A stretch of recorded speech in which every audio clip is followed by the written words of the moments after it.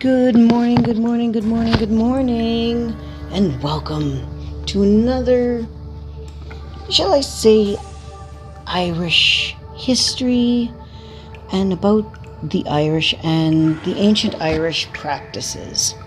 Today, we are going to look at some, not all, but some of the death practices of the ancient Irish.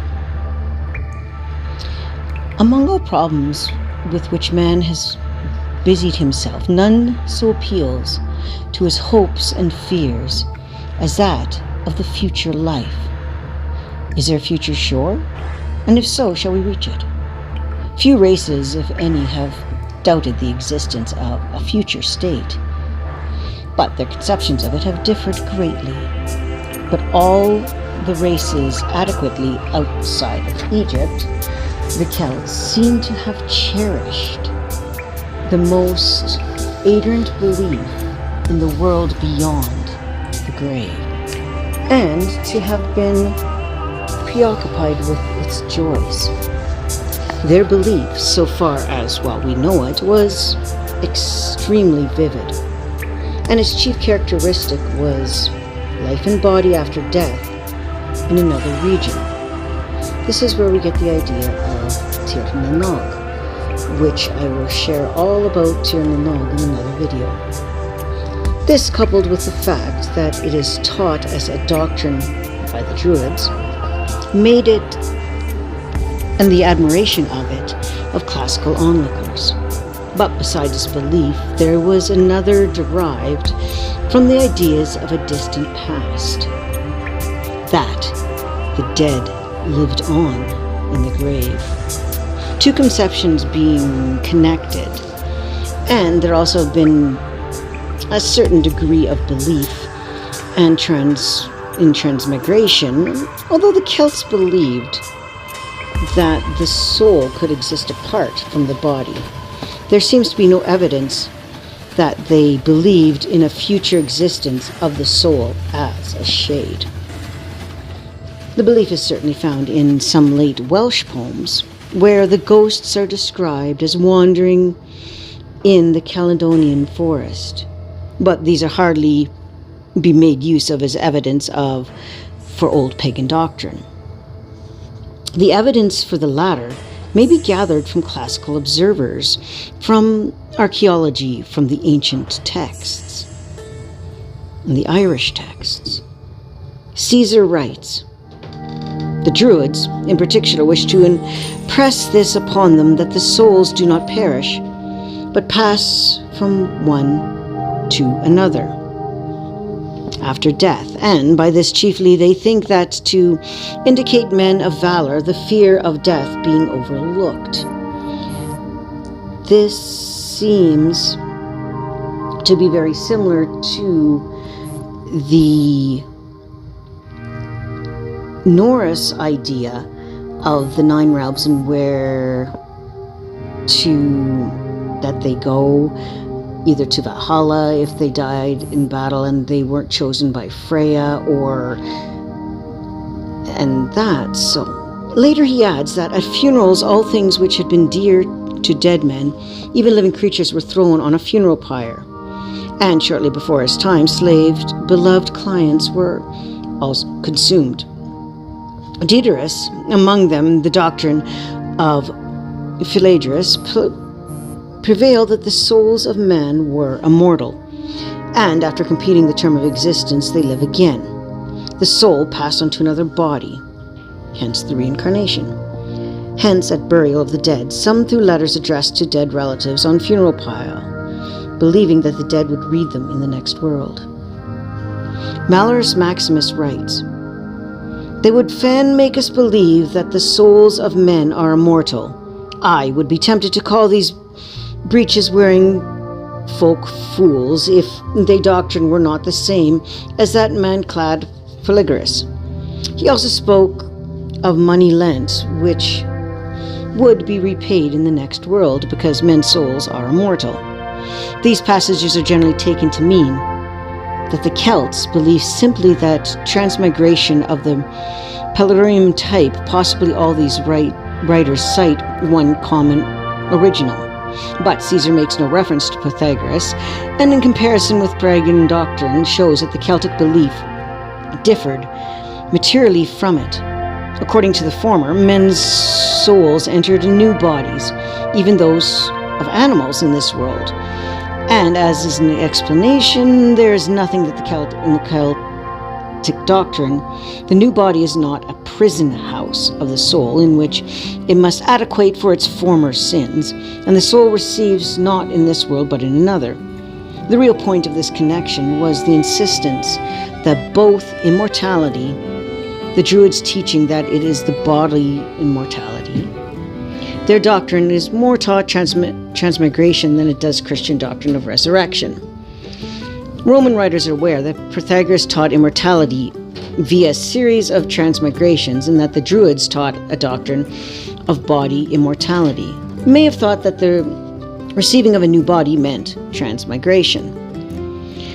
Themselves skeptical of a future life, or believing that a traditional gloomy Hades, they were bound to be struck with the vigor of the Celtic doctrine and its effects upon conduct.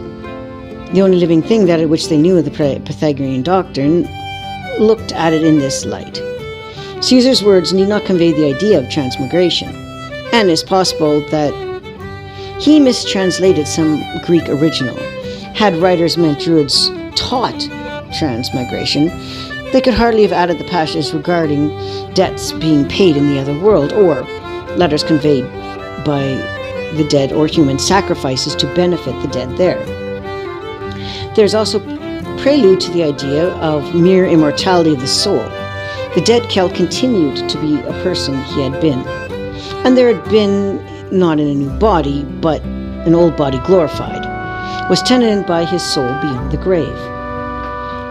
The bodily immortality in a region where life went on as this earth, under, happier conditions, would then be like the Vedic teaching of the soul. After the burning of the body went into the heaven of Yama, they received the body complete, glorified. The two conceptions, Hindu and Celtic, have sprung from early Aryan belief. This Celtic doctrine appears more clearly from what Lucian says is the Druidic teaching. From you we learn that born of man's existence is not silence halls of Erebus.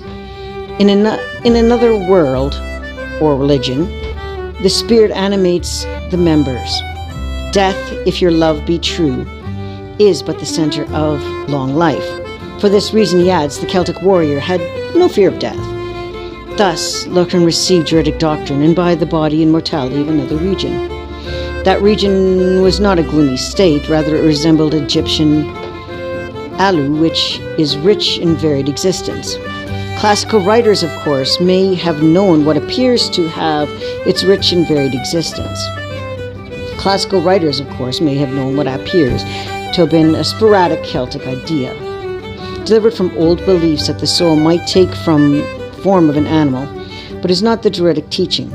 Again, if the Gauls, like the Irish, had missed telling rebirth of gods and semi-divine beings, these may have been misinterpreted by those writers regarding it as esoterical, but such myths do not concern mortals.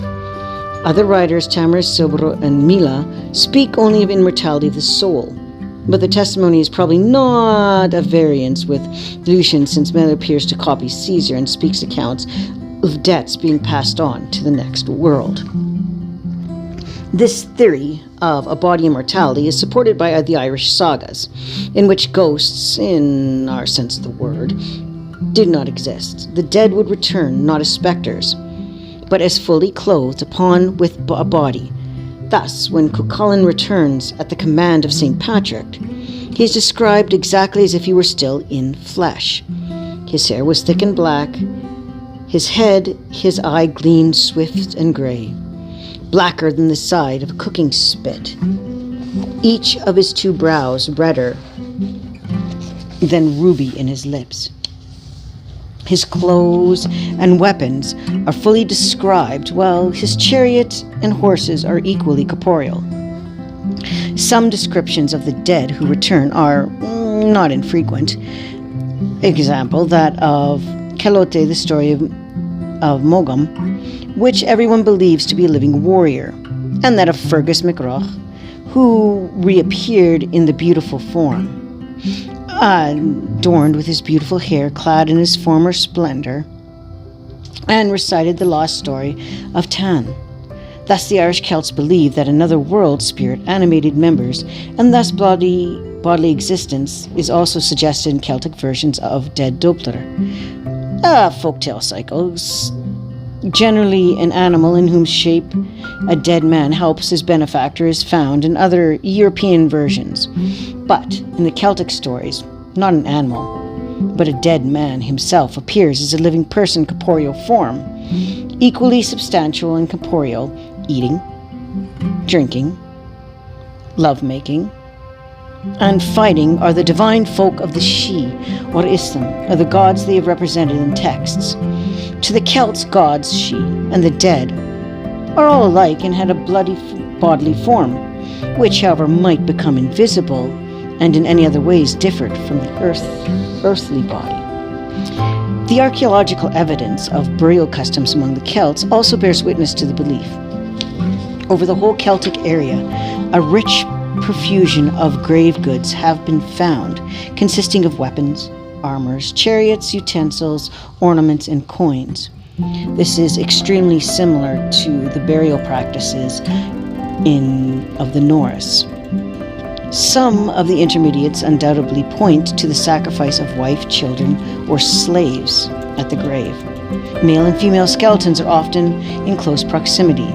In one case, the arm of a male lower encircling the neck of a female. In other cases, remains of children are found with these, or while the lower interment is richly provided with grave goods.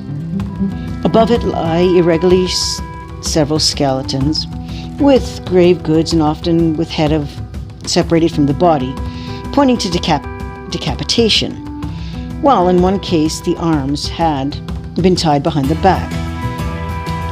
All this suggests, taken in the connection with classical evidence regarding burial customs, that the future life was a life in the body, and that it was a replica of this life, with the same afflictions, needs, and energies. Certain passages of Irish text also describes the burials and tells how the dead warriors were interred with ornaments and weapons. While it was a common custom to bury the dead warrior with his armor, fully armed and facing the region whence enemies might be expected. Thus, he was perpetual menace to them and prevented their attack. Possibly this belief may account for the elevated position of many of the tomb. Animals were also sacrificed. Hostages were burned alive with effectura. According to one text, the wives of the heroes sometimes expressed their desire to be buried along with their dead husbands. The idea that the body, as well as the soul, was immortal was probably linked to a very primitive belief regarding the dead, and one shared by many peoples that lived on in the grave. This conception was never consumed by fire before burial. It appears from such practices as binding the dead with cords or laying heavy stones on the mound of the earth on the grave, probably prevent their egress or feeding of the dead with sacrificial food at the grave, or from the belief that the dead came forth not as spirits but as body from the grave. Thus, among the various races, Scandinavians who believe that the burial and abiding places of the dead, well, they also had the conception of hell and Valhalla, or among the Slavs side with the side of Christian conceptions. It also survived among the Celts, though another belief in that Orbis Ondus had arisen, and this can be shown from modern and ancient folk belief custom. In numerous Celtic folk tales, the dead raise in the body not as ghosts from the grave, which sometimes describes as a house in which they lived. They performed their ordinary occupations in the house or field. They ate with the living or avenged themselves upon them. If scourged blood is drawn from their bodies, and one curious Breton tale, a dead husband visits his wife in bed, and she has a child with him, because he said, "Sacre d'enfant," which was not complete. In other stories, the corpse becomes animated and speaks or acts in the presence of any living or any formed tomb itself where it's described. The earliest literary example of such a tale is in the 10th century, in the Adventures of Nera, based on the older sources. In this, Nera goes to tie with the foot of a man who has been hung. The horse begs to drink, and then forces Nera to carry him to a house, where he kills 2 sleepers. All such stories showing that they do that a corpse is really living with the essence of being great antiquity, another common belief found over the Celtic area. And that is that the dead rise from the grave, not as ghosts, when they will, and that they appear en masse and on the night of Simonias and join the living. As a result of such belief, various customs are found in use apparently to permit the corpse from having freedom of movement. Contrary to, older customs, preventing its egress from the grave, in the west of Ireland, the feet of the corpse are left free, and the nails are drawn from the coffin at the grave, and the cutburs of the threads of the shroud are cut, the bindings of feet, hands, and face are raised with the body placed in the coffin. And in Brittany, the arms and feet are left free when the corpse is dressed. The reason is said that the spirit may have less trouble getting to the spirit world, but its obvious more material view possessed still underlies the later gloss. Many stories are told, illustrating these customs, and in the early belief, Christianized, appears in a tale of a woman who haunted her friends because they had her grave clothes so short that the fires of purgatory burnt her knees. Earlier customs recorded among the Celts also going to the existence of primitive belief of influencing actual custom. Nexander says that the Celts went by night to the tombs of great men to obtain oracles, and so did they believe that they were still living there. In Ireland, oracles were also sought by sleeping on the funeral cairns, and it was as well as the grave of Fergus, and 2 beards resulted in order to obtain from him the lost story of the tongue. We've also seen how in Ireland, armed heroes exerted a sinister influence upon the armed enemies from their graves, which were thus regarded as their homes, a belief also underlying in the Welsh story of Bran's Head. Where was the world of the dead situated?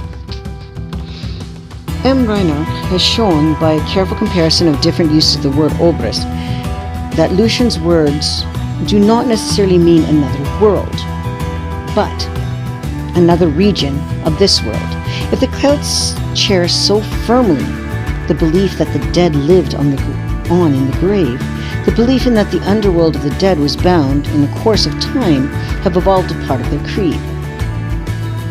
To it all graves and tumuli would give access. Classical observers apparently held that the Celts' future state was that of their own in being an underworld region, since they speak of the dead Celts as inferi, or as going ad nas, and Pleuric makes Kama speak in descending of her dead husband.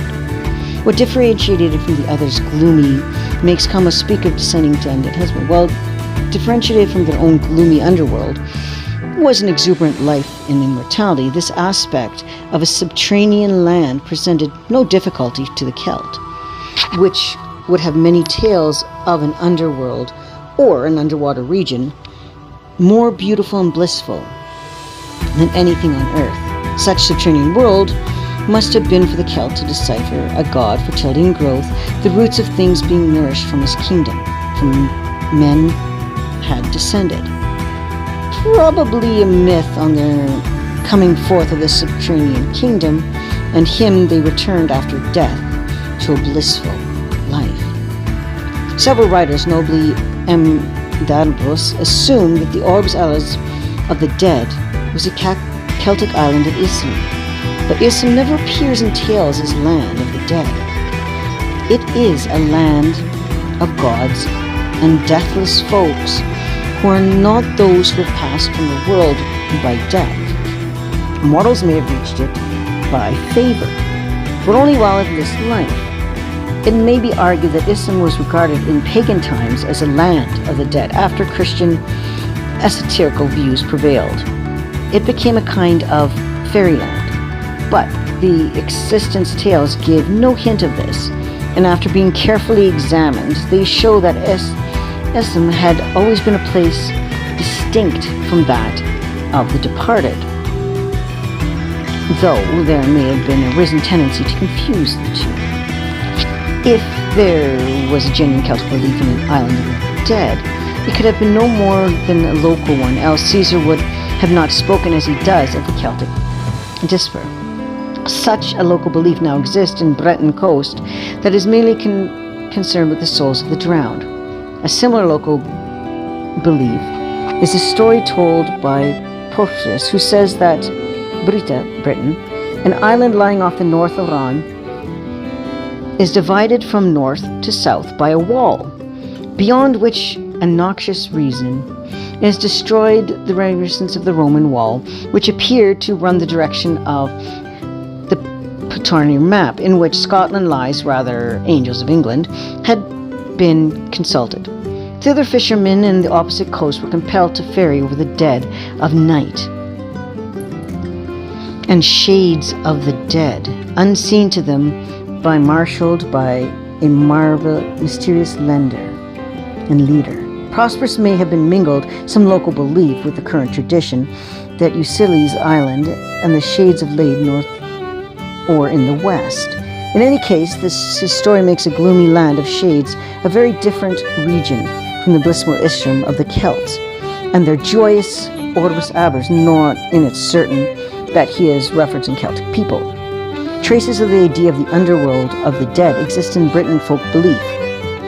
The dead must travel a subterranean ocean, and though there is scarcely any tradition regarding what happens on landing, M. Sherbert thinks that formerly they're exiting the subterranean world in sort of a constellation in different states of the dead.